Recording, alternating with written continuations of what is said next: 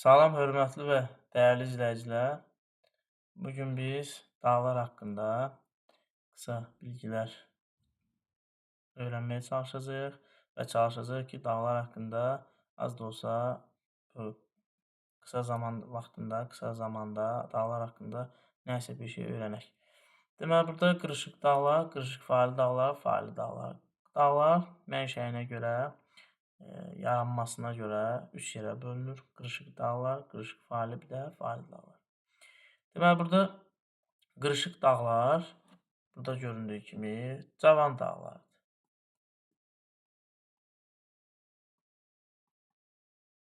Cavan dağlar. Və cavan dağlar, deməli, dağ əmələ gəlmənin Alp qırışıqlığındadır. Alp-Himalay qırışıqlığı. Cavan dağlar. Alp-Himalay qırışıqlığında yaranan dağlara qırışıq dağlar deyilir. Bunlar həm də cavan dağlar deyilir. Alp-Himalay qırışıqlığı, deməli, Alp-Himalay qırışıqlığı əmələ gəlib Kaynozoy erasında.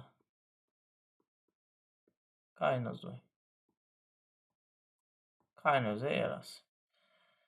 Və deməli, Kaynozoy erasında əmələ gələn dağlara Alp-Himalay qırışıqlığıdır və bu da cavan dağlardır.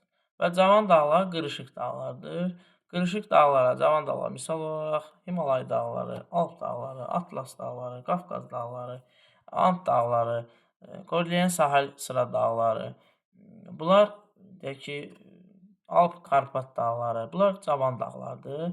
Hindukuş, Himalay, Pamir, bunlar cavan dağlardır və qırışıq dağlara aiddir.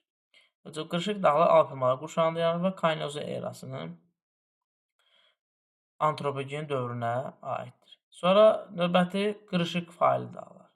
Qırışıq faili dağlar isə əvvəl qədim dağlar olub, sonradan fəallaşan dağlardır ki, deməli, bunlara da Tian Şan, Altay, bir də Sayan. Tian Şan, Altay, Sayan.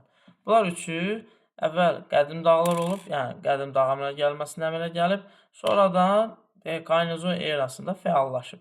Və bunlar da qırışıq faili dağlardır. Yəni, sonradan fəallaşmış dağlar ki, bunlar da qırışıq faili dağlar deyilir. Sonra növbəti faili dağlar. Faili dağlar isə qədim dağlar deməkdir. Qədim. Qədim dağ əmələ gəlmə mərhələlərdə Kaledon, Hertsin. Kaledon və Hertsin dağ əmələ gəlməsidir. Kaledon və Hertsin. Hertsin dağ əmələ gəlməsi. Və bunlar qədim dağ əmələ gəlmə mərhələlərdir. Baykal dağ əmələ gəlməsi də var. Bunlar üçü qədim dağ əmələ gəlir. Mezozoy yaşlı, yəni Kimmeri qırışıqlığı da qədim dağ əmələ gəlmə mərhələsidir. Kimmeri yaxud Mezozoy deyilir. Bunlar qədim dağlardır. Məsələn, Kaledon Hertsinə aid qədim dağlar, yəni faili dağlara, Appalaç dağları, Ural dağları, Skandinaviya dağları, bunlar böyük suariz dağlar, bunlar qədim dağlardır.